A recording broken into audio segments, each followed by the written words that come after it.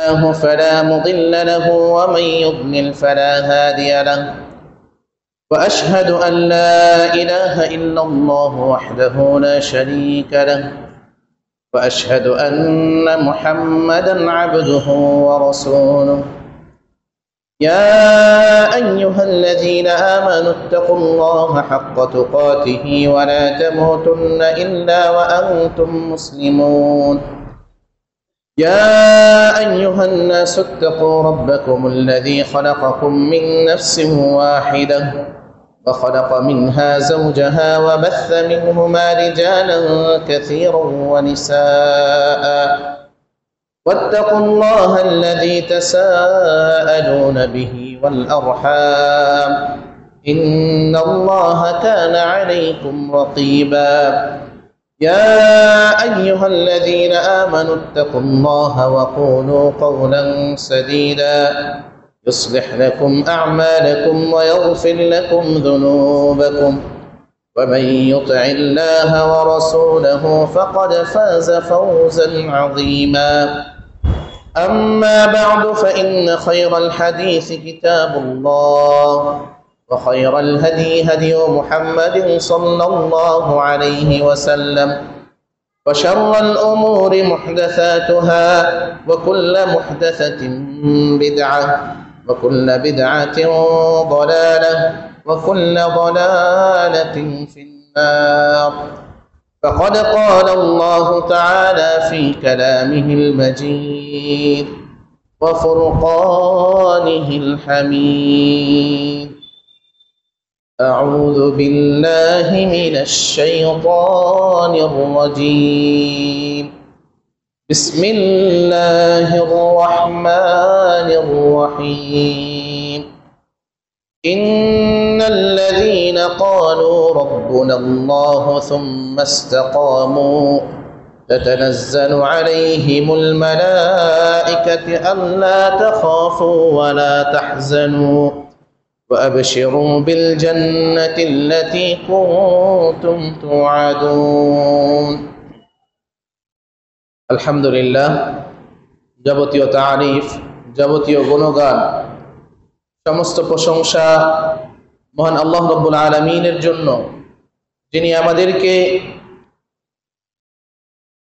তার ইবাদতের জন্য সৃষ্টি করেছেন এবং আজকের এই সাপ্তাহিক ঈদের দিন জুমার দিনে দুনিয়ার যাবতীয় ব্যস্ততা থেকে মুক্ত করে মহান আল্লাহ রাব্বুল আলামিনের সন্তুষ্টির জন্য জুমার সালাত আদায়ের উদ্দেশ্যে মসজিদে উপস্থিত হয়ে খুতবা শোনার এবং দেয়ার তৌফিক দান করেছেন।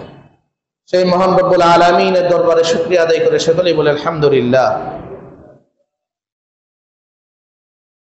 অতঃপর সালাত এবং সালাম বর্ষিত হোক আমাদের প্রিয় নবী, প্রিয় রাসূল, সাইয়্যিদুল মুরসালিন, খাতামুন নবিয়্যিন মুহাম্মদুর রাসূলুল্লাহ সাল্লাল্লাহু আলাইহি ওয়াসাল্লামের উপর।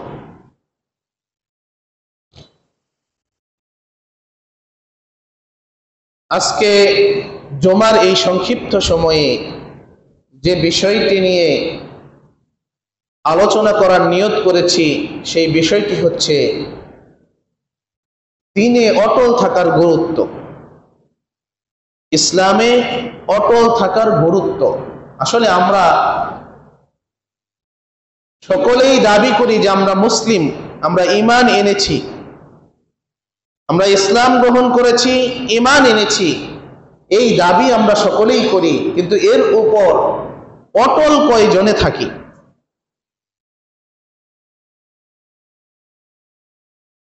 আমরা যদি শুধু দাবি করি যে আমরা ঈমানদার, আমরা আল্লাহ রাব্বুল আলামিনের প্রতি ঈমান এনেছি, তাহলে কি এই দাবি করার কারণেই কি মৃত্যুর পর আমরা পার পেয়ে যাব? তা কিন্তু কোনো সুযোগ নেই। বরং এই দাবি করে এই দাবির উপর আমাদের অটল থাকতে হবে। আল্লাহ রাব্বুল আলামিন সূরা হামিম সাজদার 30 নম্বর আয়াতে আমাদেরকে বলছেন যে ইন্নাল্লাযীনা ক্বালু রাব্বুনাল্লাহ, যে নিশ্চয়ই যারা বলে আল্লাহই আমাদের রব, ক্বালু রাব্বুনাল্লাহ, যারা বলে আল্লাহই আমাদের রব, সুম্মা ইসতাকামু, অতঃপর তার উপর অবিচল থাকে, অটল থাকে। আমরা সবাই বলি যে আল্লাহ আমাদের রব, কেউ কিন্তু অস্বীকার করব না, কিন্তু এর উপর অটল আমরা অনেকেই থাকি না। কিন্তু আল্লাহ তাআলা বলছেন ইন্নাল্লাযীনা ক্বালু রাব্বুনাল্লাহু সুম্মা ইসতাকামু, যে নিশ্চয় যারা বলে আল্লাহ আমাদের রব এবং এর উপর অটল থাকে, তাতানাজ্জালু আলাইহিমুল মালাইকা, তাদের উপর ফেরেশতারা অবতীর্ণ হয়। তাদের উপর কি হয়? ফেরেশতা নাযিল হয়, ফেরেশতা অবতীর্ণ হয়। তাতানাজ্জালু আলাইহিমুল মালাইকাতু আল্লা তাখাফু, এবং ফেরেশতারা বলতে থাকে কি, যে তোমরা ভয় পেও না, ওয়ালা তাহজানু, এবং তোমরা দুশ্চিন্তা করো না, ওয়া আবশিরু বিল জান্নাহ, এবং জান্নাতের সুসংবাদ গ্রহণ করো, আল্লাতী কুনতুম তুআদুন, যা তোমাদেরকে ওয়াদা করা হয়েছিল, তোমাদেরকে যার ওয়াদা আল্লাহ রাব্বুল আলামিন দিয়েছিলেন। তাহলে আমরা যে বলি আল্লাহই আমাদের রব, কিন্তু এর উপর অটল কয়জনে থাকতে পারি? অটল থাকাটা এত সোজা না। কারণ যারাই এর উপর অবিচল থাকে, অটল থাকে, তাদের জন্য কি নাজিল হয়? ফেরেশতা অবতীর্ণ হয়। আসমানের ফেরেশতারা তার জন্য অবতীর্ণ হয়, নেমে আসে এবং বলতে থাকে কি, আল্লাহ তাখাফু ওয়ালা তাহজানু, তোমরা ভয় পেও না, দুশ্চিন্তা করো না, ওয়া আবশিরু বিল জান্নাতিল্লাতী কুনতুম তুআদুন, এবং জান্নাতের সুসংবাদ গ্রহণ করো, যার ওয়াদা তোমাদেরকে দেওয়া হয়েছিল। সুবহানাল্লাহ। তাহলে আমরা দুনিয়ার জীবনে যে পেরেশানি, যে কষ্টগুলো অনুভব করি, সেগুলোই হচ্ছে কি ভয়ের মাধ্যমে এবং দুশ্চিন্তার মাধ্যমে। আমরা অনেক কিছু করতে ভয় পাই, যে এই কাজটা করলে পরে আমার কি হবে, একটা ভয়। তারপরে পারিবারিক কথা চিন্তা করে নিজের জীবন, তারপরে কিভাবে জীবন পরিচালনা করব, বিভিন্ন কিছু কারণে আমরা দুশ্চিন্তাগ্রস্ত হয়ে থাকি না? তারপরে অনেকে আমরা দুশ্চিন্তা করি মৃত্যুর পর কি হবে, দুনিয়াতে যেভাবে চলতেছি।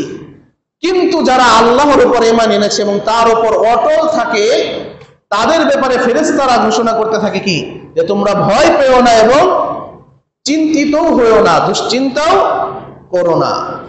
ভয় এবং দুশ্চিন্তা মুক্ত যদি কেউ হতে পারে, তাহলে তার কি আর কোনো সমস্যা আছে? তার মতো সুখী তো আর কেউ নাই। যার ভয় নাই, দুশ্চিন্তা নাই, সে কি সুখী মানুষ না দুঃখী মানুষ? তাহলে আমরা যদি সুখী মানুষ হতে চাই, তাহলে আমরা যে আল্লাহর উপর ঈমান এনেছি সেটার উপর আমাদের অবিচল থাকতে হবে, অটল থাকতে হবে। অতঃপর পরের আয়াতে আল্লাহ রাব্বুল আলামিন আরো বলছেন যে ফেরেশতারা বলতে থাকবে কি, নাহনু আউলিয়াউকুম ফিল হায়াতিদ দুনিয়া ওয়া ফিল আখিরাহ, যে আমরা তোমাদের দুনিয়াও তোমাদের বন্ধু এবং আখিরাতের জীবনেও তোমাদের বন্ধু। ওয়ালাকুম ফিহা মা তাশতাহি আনফুসুকুম ওয়ালাকুম ফিহা মা তাদউন, এবং সেই জান্নাতের কথা বলা হচ্ছে যে সেখানে তোমাদের জন্য যা সেগুলোই থাকবে, যা তোমাদের মনে চাইবে সবই সেখানে থাকবে, এবং সেগুলোও থাকবে যা তোমরা দাবি করবে। সুবহানাল্লাহ। তাহলে জান্নাত এমন একটি জায়গা যেখানে আমার মন যা চাইবে সেগুলোও পাবো, আবার যেগুলো আমি দাবি করব সেগুলোও পাবো। দুনিয়াতে কি সবকিছুই পাওয়া যায়? কত কিছুই তো মনে চাই, কিন্তু সবকিছুই দুনিয়ার জমিনে পাওয়া কি সম্ভব? সম্ভব না। আবার অনেক কিছু দাবি করেও আমরা পাই না।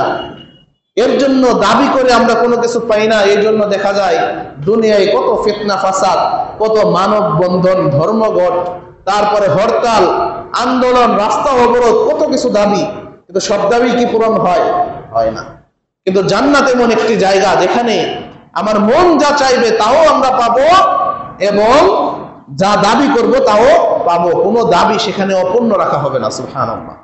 কিন্তু সেই জান্নাতে যদি যেতে চাই, তাহলে কি করতে হবে? আল্লাহর উপর ঈমান এনে তার উপর অটল থাকতে হবে, অবিচল থাকতে হবে। আজকে এই বিষয়টি নিয়ে এই জন্যই আলোচনা করতেছি যে আমরা অধিকাংশ মুসলিম আজকে নিজেকে মুসলিম দাবি করলেও ইসলামের উপর আমরা অটল নেই, কিন্তু মুসলিম হিসাবে আমরা গর্ব করে বেড়াই। এর জন্যই আজকে আমরা সকল জায়গায় অবহেলিত, অপমানিত। আমাদের ঈমানের উপর যদি আমরা ঠিকভাবে অবিচল থাকতাম, অটল থাকতাম, তাহলে আল্লাহ রাব্বুল আলামিন আমাদেরকে আরো সফলতা দান করতেন, আরো সম্মান নিয়ে আমরা চলতে পারতাম। কোন কাফের, মুশরিক, ইহুদি, নাসারা আমাদের উপর বিজয় লাভ করতে পারতো না। ঠিক যেভাবে উদাহরণ দেওয়া হয় সেই বদর যুদ্ধের কথা, যে মাত্র 313 জন সাহাবী নিয়ে বিরাট কাফের বাহিনীর বিরুদ্ধে রাসূল সাল্লাল্লাহু আলাইহি ওয়াসাল্লামের নেতৃত্বে আল্লাহ রাব্বুল আলামিন মুসলিমদেরকে বিজয় দান করেছিলেন। কি জন্য? তারা সকলেই ঈমানদার ছিল এবং সেই ঈমানের উপর অটল ছিল। কিন্তু এখন বর্তমানে আমরা সকলেই ঈমানদার দাবি করি। হাজার হাজার মানুষের মাহফিলে যদি বক্তা প্রশ্ন করে যে আমরা কে কে ঈমানদার, হাত তোলেন, তো সকলেই হাত তুলবো। তারপরেও আমাদের বিজয় নাই কেন? আমাদের রাষ্ট্রে আমরা মুসলিমদের অধিকার পাই না কেন? বিভিন্ন মুসলিম রাষ্ট্রে অমুসলিমদের হামলা হচ্ছে, তারপরেও এর কোনো প্রতিকার পাচ্ছি না কেন? এই যে আমরা হাজার হাজার মানুষ হাত তুলবো যে আমরা সকলে ঈমানদার, সেই হাজার হাজার মানুষের মধ্যে অনেক হাজার মানুষ আছে যারা ওই দিনও ফজরের সালাত আদায় করে নাই। সেই হাজার হাজার মানুষের মধ্যে অনেকেই সুদ ঘুষের সাথে জড়িত, অনেকেই জিনা ব্যভিচারে জড়িত। এই জন্য বলতে চাই যে আল্লাহ রাব্বুল আলামিন যে বলছেন ইন্নাল্লাযীনা ক্বালু রাব্বুনাল্লাহু সুম্মা ইসতাকামু, যে যারা বলে আমি আল্লাহর উপর ঈমান আনলাম এবং তার উপর অটল থাকবে। অটল থাকার মানেই হচ্ছে আমি আল্লাহর উপর ঈমান এনেছি, জেনে বুঝেই তো ঈমান আনতে হবে। আল্লাহ তাআলা বলছেন ফা'লাম আন্নাহু লা ইলাহা ইল্লাল্লাহ, যে তুমি জ্ঞান অর্জন করো আন্নাহু লা ইলাহা ইল্লাল্লাহ, এই লা ইলাহা ইল্লাল্লাহ সম্পর্কে, আল্লাহ ছাড়া যে সত্য কোনো মাবুদ নাই, এই সম্পর্কে জ্ঞান অর্জন করার জন্য আল্লাহ তাআলা নির্দেশ দিয়েছেন। অর্থাৎ আল্লাহ তাআলা সম্পর্কে আমাদেরকে আগে জানতে হবে। আমাদের রব যার উপর আমি ঈমান আনবো তার সম্পর্কে যদি আমি না জানি, তাহলে তো বিভিন্ন সময় তার সাথে অনেককে আমরা শরীক করে ফেলবো। আজকে আমাদের সমাজে অধিকাংশ সমস্যাই হচ্ছে এই লা ইলাহা ইল্লাল্লাহ সম্পর্কে জ্ঞান না থাকার কারণে। অর্থ আমরা সবাই জানি যে আল্লাহ ছাড়া সত্য কোনো মাবুদ নাই, কিন্তু এর দ্বারা আসলে কি বোঝানো হয়েছে? লা ইলাহা ইল্লাল্লাহ আমরা পাঠ করি, জিকির করি, সবই করি, তারপরে আবার তাবিজ লটকাই। লা ইলাহা ইল্লাল্লাহ পাঠ করার পরেও আবার অনেকে মাজারে যায়। লা ইলাহা ইল্লাল্লাহ পাঠ করার পরেও অনেকে অনেক পীরের কাছে অনেক কিছু চেয়ে বসে। কিন্তু আসলে কি তাই? আল্লাহ রাব্বুল আলামিন সূরা ফাতিহার মধ্যে আমাদেরকে শিক্ষা দিয়েছেন ইয়্যাকা না'বুদু ওয়া ইয়্যাকা নাস্তাঈন, যে আমরা একমাত্র আপনারই ইবাদত করি এবং আপনার নিকটই সাহায্য চাই। এগুলো আমরা পাঠ করি ঠিকই, কিন্তু মন দিয়ে কখনো অনুধাবন করি না। মুখে বলতেছি আপনার ইবাদত করি, আপনার সাহায্য চাই, আবার সন্তান না হলেই অনেকে বিভিন্ন গাছে সুতা বাঁধে, অনেক মাজারে গিয়ে সুতা বাঁধে, অনেকে তাবিজ নেয়, বিভিন্ন পীর ফকির, তারপরে কি কবিরাজ, বিভিন্ন চিকিৎসা তারা নিয়ে থাকে। কিন্তু আসলে যদি প্রকৃতপক্ষে লা ইলাহা ইল্লাল্লাহ সম্পর্কে জ্ঞান থাকতো, আমরা এগুলো কখনোই করতাম না। এর জন্য বলছি যে আমরা যদি সত্যি মৃত্যুর পর জান্নাতে যেতে চাই, তাহলে এই যে ঈমান এনেছি এই ঈমানের উপর আমাদের অটল থাকতে হবে। আর ঈমানের উপর যদি অটল থাকতে চাই, ইসলামের সকল বিধান আমাদেরকে মেনে চলতে হবে। বিশেষ করে যত প্রকার হারাম কাজ আছে সবকিছু পরিপূর্ণভাবে বর্জন করতে হবে, এবং যত ফরজ কাজগুলো আছে সেগুলো অবশ্যই আমাদের পালন করতে হবে, এবং যথাসম্ভব পাশাপাশি যে ভালো কাজগুলো আছে, নফল সালাত, নফল সিয়াম, সেগুলো সাধ্য অনুযায়ী আমল করলেই চলবে। কিন্তু খারাপ কাজ থেকে সাধ্য অনুযায়ী বিরত থাকলে চলবে না। খারাপ কাজ থেকে পুরোপুরি ভাবেই বিরত থাকতে হবে। আপনি ভালো কাজ একটু কম করেন, সমস্যা নাই, কিন্তু খারাপ কাজও যদি একটু করেন তাহলে অনেক সমস্যা। খারাপ কাজ পরিপূর্ণভাবে বর্জন করে ভালো কাজ কম করেন, তাতেও সমস্যা নাই। একটা হাদিস আছে, আমরা জানি, এখন আরবি বলতে যাচ্ছি না, সময় বেশি লেগে যাবে, যে রাসূল সাল্লাল্লাহু আলাইহি সাল্লামের নিকট এক সাহাবী আসছিলেন, যাকে রাসূল সাল্লাল্লাহু আলাইহি সাল্লাম ইসলামের বিভিন্ন বিধান সম্পর্কে শিক্ষা দিয়েছিলেন, যে 5 ওয়াক্ত সালাত আদায় করবে, রমাদান মাসে সাওম পালন করবে, আরো কিছু বিষয় বলেছিলেন। তখন সেই সাহাবী কি বলেছিল? যে নিশ্চয়ই আমি এর থেকে বেশিও করব না, কমও করব না। অর্থাৎ 5 ওয়াক্ত ফরজ সালাতের পাশাপাশি তিনি সুন্নতের কথাও বলেন নাই, শুধু ফরজ সালাতই আদায় করবে, কিন্তু তার বেশি তিনি করবেন না, তার কমও করবেন না। এই কথা যখন বললেন, তখন রাসূল সাল্লাল্লাহু আলাইহি ওয়াসাল্লাম কি বলেছিলেন? যে তোমরা যদি কোনো জান্নাতি ব্যক্তিকে দেখতে চাও তাহলে এই ব্যক্তিকে দেখো। এই কথা বলে আমরা অনেকে মনে মনে ভাবি যে আমরা তাহলে ফরজ নামাজ পড়ি আর সুন্নত নাই পড়লাম, কারণ ওই সাহাবী সুন্নত না পড়েও যদি জান্নাতে যেতে পারে। কিন্তু এখানে আরেকটা জিনিস ভাবতে হবে, সে কি বলেছিল, এর কমও করবো না বেশিও করবো না, অর্থাৎ যে ফরজ ইবাদত আছে সেই ফরজ ইবাদত কোনোভাবেই তিনি ছাড়বেন না, আর যে হারাম কাজগুলো আছে সেগুলোও তিনি কখনোই করবেন না। এই গ্যারান্টি দেওয়ার কারণে তো তিনি জান্নাতি। আমরা কি গ্যারান্টি দিতে পারি যে আমার দ্বারা কোনো হারাম কাজই হবে না? যদি এই গ্যারান্টি আমরা দিতে পারি তাহলে শুধু ফরজ নামাজ পড়লেই চলবে, এই সুন্নত নফলের দরকার নেই। এই গ্যারান্টি আমরা কেউ দিতে পারবো? আমাদের উঠতে বসতে মনের অজান্তেই কত পাপ হয়ে যাচ্ছে। অজান্তের কথা বাদই দিলাম, জেনে শুনেই আমরা কত পাপ করি। কবিরা গুনারই অভাব নাই।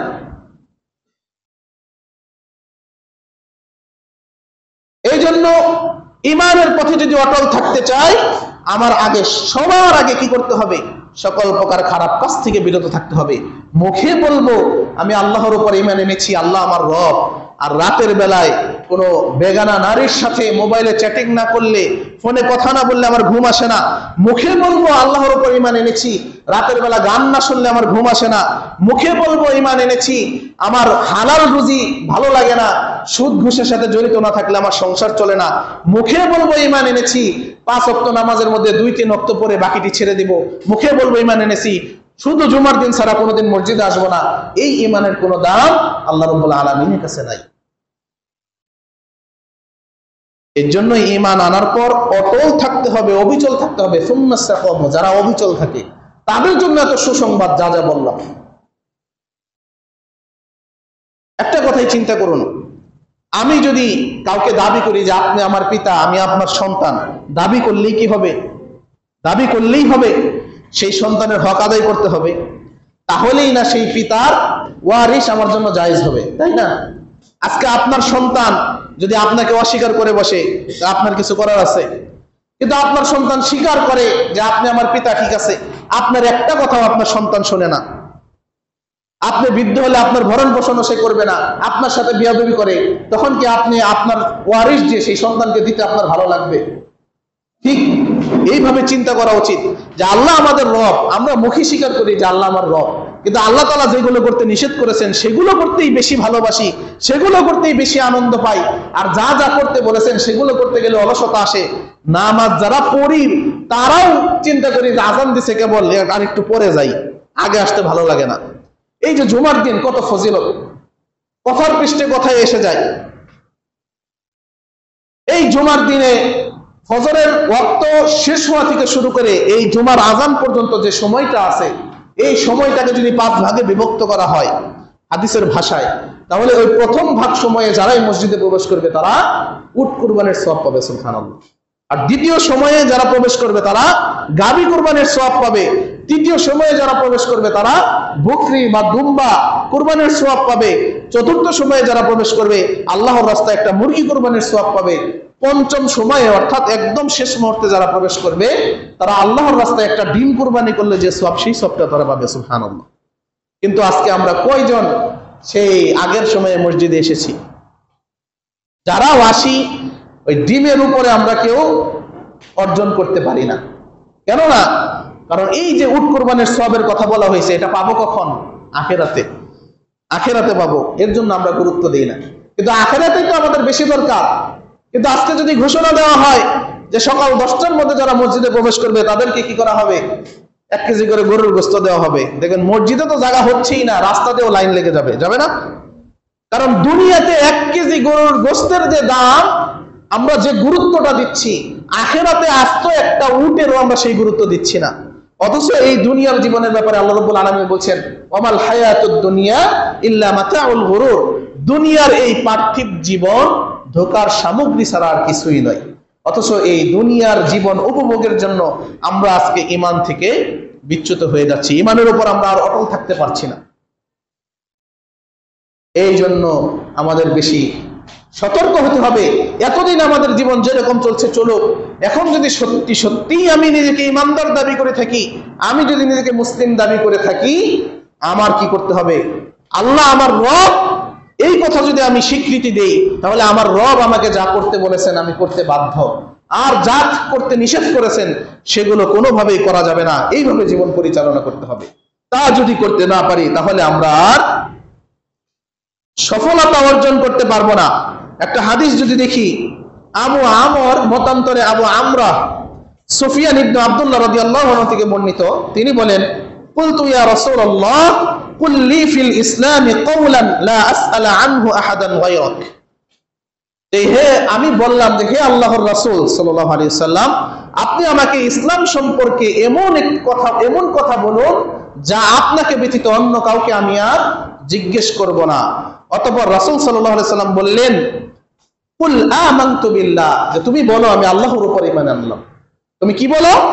আমি আল্লাহর উপর ঈমান আনলাম। সুম্মাস্তাকিম, এবং অতঃপর তার উপর অবিচল থাকো। শুধু ঈমান আনলাম বললাম আর তারপরে যা ইচ্ছা তাই করলাম, এটা চলবে না। রাসূল সাল্লাল্লাহু আলাইহি ওয়াসাল্লাম কি বললেন? যে কুল, তুমি বলো আমানতু বিল্লাহ, আমি আল্লাহর উপর ঈমান আনলাম, সুম্মাস্তাকিম, এবং তার উপর অটল থাকো, অবিচল থাকো। এটা অনেক বড় কথা। যদি আমি বলি যে আমি আল্লাহর উপর ঈমান আনলাম, তাহলে আল্লাহর সকল হুকুম আহকাম আমাকে মেনে চলতে হবে। আর যদি হুকুম আহকাম গুলো মেনে না চলি, তাহলে আর ওই ঈমানের উপর আমরা অটল থাকতে পারবো না। নিজেকে যতই মুসলিম দাবি করি, আজকে একটা ইসলামী আন্দোলনের নামে রাস্তায় ডাক দিলে রাস্তা পরিপূর্ণ হয়ে যায়, এত ঈমানের জোর আমাদের, কিন্তু ফজরের সময় মসজিদে আসলে এক কাতারও পরিপূর্ণ হয় না। এই ঈমানের জোর নিয়ে ওই বদর যুদ্ধের উদাহরণ দিলে কাজ হবে না।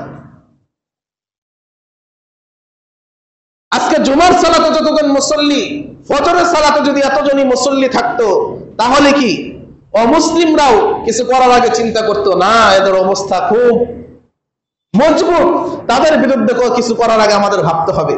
ঈদের নামাজে যেরকম হাজার হাজার মুসল্লির ঢল পড়ে যায়, 5 ওয়াক্ত নামাজে যদি এরকম হাজার হাজার মুসল্লির ঢল পড়ে যেত, তাহলে রাষ্ট্রপ্রধানরাও চিন্তা করতো যে মুসলিমদের বিরুদ্ধে কিছু করার আগে আমাদের ভাবতে হবে।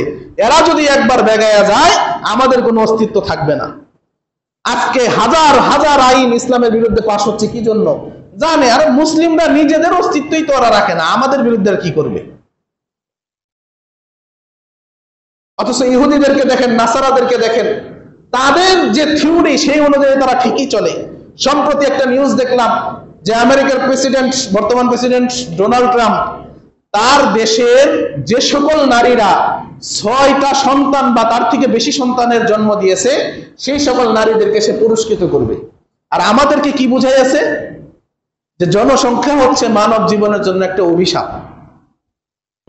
একটি হলে ভালো হয়, দুটি হলে আর নয়। আর বর্তমান স্লোগান হচ্ছে ছেলে হোক মেয়ে হোক, একটি সন্তানই যথেষ্ট। এভাবে বলতেছে, মানে জনসংখ্যা বাড়লে কি হবে? তোমরা দরিদ্র হয়ে যাবা, খাবার সংকট, চাকরির সংকট, জনসংখ্যা কমায় রাখো। আর তার নিজের দেশে যাদের 6টা করে সন্তান আছে বা তার বেশি আছে, তাদেরকে তারা পুরস্কার দিতেছে, মানে বেশি সন্তান নিতে আরো উৎসাহিত করতেছে। আজকে ইসরায়েলরা ফিলিস্তিনে হামলা করতেছে, ইসরায়েলের এত শক্তি কোথা থেকে আসে? একজন ইহুদিদেরকে দেখবেন যে এক একজনের 10-12টা, 7টা, 8টার নিচে সন্তান নাই। অথচ আমাদের শিক্ষা ব্যবস্থা তারাই সাজিয়ে দিয়েছে। আর আমরা কি মনে করি জনসংখ্যা হচ্ছে অভিশাপ? আচ্ছা, যে ব্যক্তি অটো রিক্সা চালায়, তার অটো রিক্সাতে প্যাসেঞ্জার কম হলে ভালো না বেশি হলে ভালো? যে বাস চালায়, তার প্যাসেঞ্জার কম হলে ভালো না বেশি হলে ভালো? আমরা যারা মাদ্রাসা বা স্কুল প্রতিষ্ঠা করেছি, শিক্ষা প্রতিষ্ঠান, ছাত্রছাত্রী কম হলে খুশি না বেশি হলে খুশি?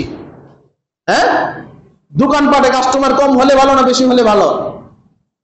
একটা গ্রামে যদি কেউ 7-8 ভাই জীবিত থাকে, অন্য কোন বংশের লোক তাদের বিরুদ্ধে কিছু বলার সাহস পায় না, আছে না এরকম? হ্যাঁ, আর যে একা থাকে তার কোনো এই সিস্টেমে ভাষা বানা, চুপচাপ থাকে, যা আমার ভাই সাই শরিক নাই, কেউ কিছু বললে আমি টিকতে পারবো না। সব দিক দিয়ে আমরা দেখি মানুষ বেশি হলেও উপকার, সব দিক থেকেই। কিন্তু আমাদের শিক্ষা ব্যবস্থায় কি শেখানো হচ্ছে?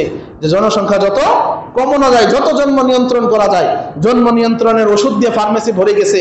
আর আমরাও সেই ইহুদি নাসারাদের তৈরি করা শিক্ষা ব্যবস্থা থেকে শিক্ষা অর্জন করে সেগুলোই আমরা মনে প্রাণে ধারণ করে ছোটবেলা থেকেই বুঝে আসতেছি যে না, জনসংখ্যা বাড়ানো যাবে না, ছেলে হোক মেয়ে হোক, সন্তান একটাই যথেষ্ট। বড় পরিবার হলে সেখানে অভাব আসবে, অনটন আসবে।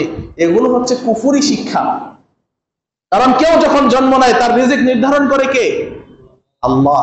তাহলে আল্লাহর উপর ঈমান এনেছি, আবার তার কোনো বান্দার রিজিক নিয়ে আমি চিন্তিত, তাহলে সেই ঈমান কি আমার আছে? এর জন্যই তো বলি আল্লাহ সম্পর্কে জানতে হবে, আল্লাহ তাআলার যে 99টা গুণবাচক নাম আছে, প্রত্যেকটা নামের ব্যাখ্যা সহ আমাদেরকে জানা আবশ্যক। কারণ আমরা যে রবের ইবাদত করি, যাকে আমরা সিজদা করি, তার সম্পর্কে যদি আমরা না জানতে পারি, তার উপর যে ঈমান এনেছি সেই ঈমানের উপর আমরা অটল থাকতে পারবো না। কিন্তু আজকে দুঃখের বিষয়, যতজন নায়ক নায়িকার নাম বলতে পারবো, যতজন খেলোয়াড়ের নাম বলতে পারবো, আল্লাহ রাব্বুল আলামিনের ততগুলা নাম আমরা অধিকাংশ মানুষই বলতে পারবো না। পারবো?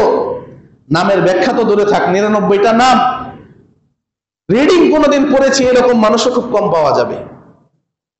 অথচ অনেক বিশ্ব নেতাদের নাম আমাদের মুখস্থ, অনেক নায়ক নায়িকাদের নাম মুখস্থ, অনেক সেলিব্রিটি, অনেক খেলোয়াড়, সবার নাম আমরা মুখস্থ করতে পারি, আল্লাহ রাব্বুল আলামিনের নাম মুখস্থ না।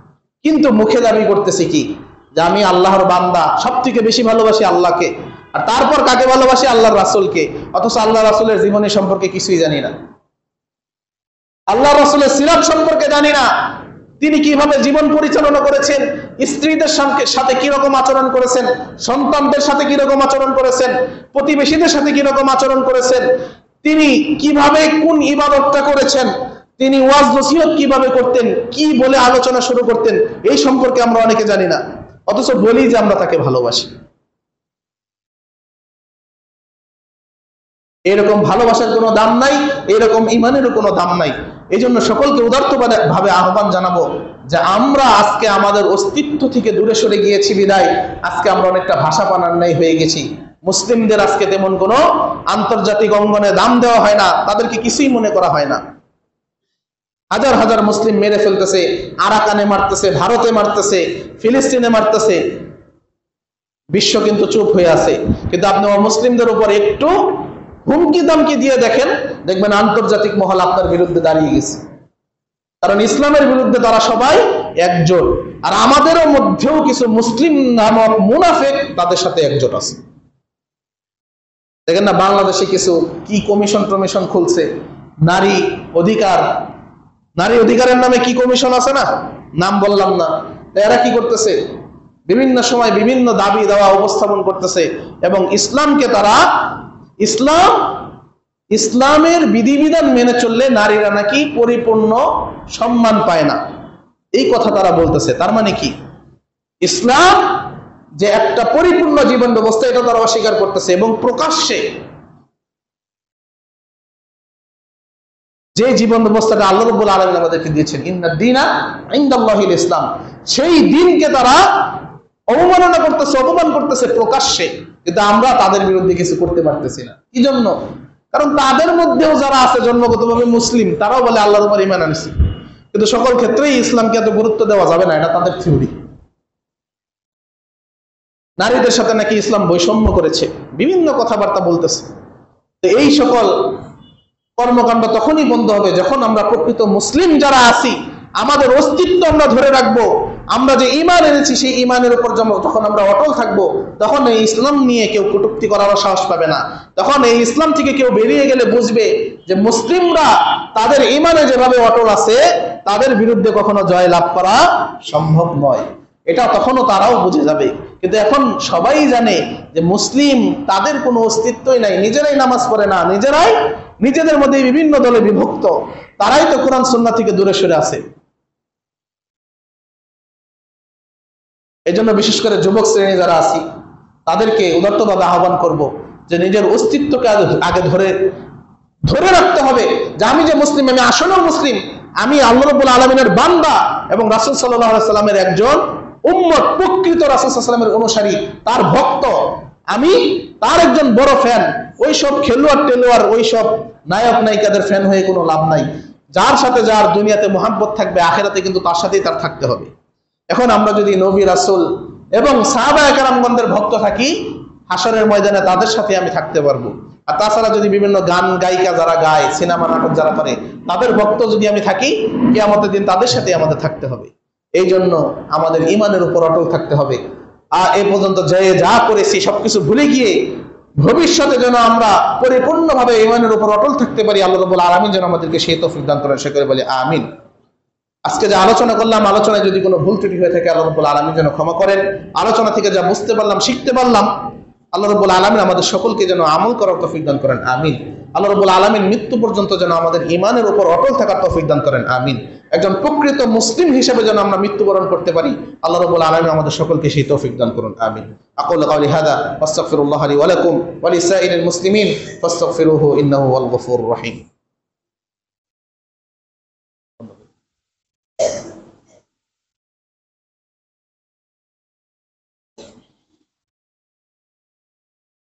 আলহামদুলিল্লাহ।